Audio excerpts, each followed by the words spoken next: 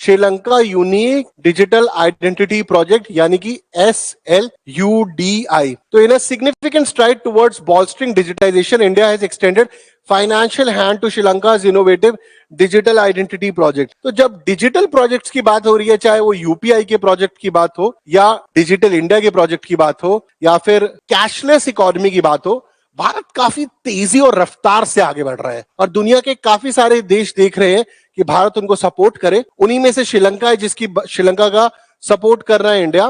तो known as the Sri Lanka unique digital identity project, the initiative is poised to transform the nations technological landscape, कि वहां पर भी technological landscape में नई चेंजेस लेकर आई जाए।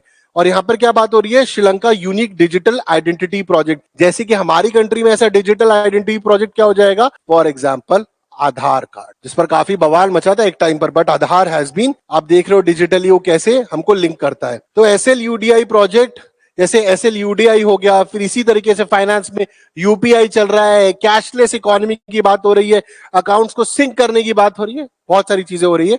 तो SLUDI project received a financial infusion of 450 million rupees in advance from the Indian government, जो हमने दिए हैं उनको। This substantial contribution constitutes 15% of total funds required for the successful execution of the project. The funding underlines India's commitment, fostering crucial initiative and highlights the depth of collaboration partnership between the two nation.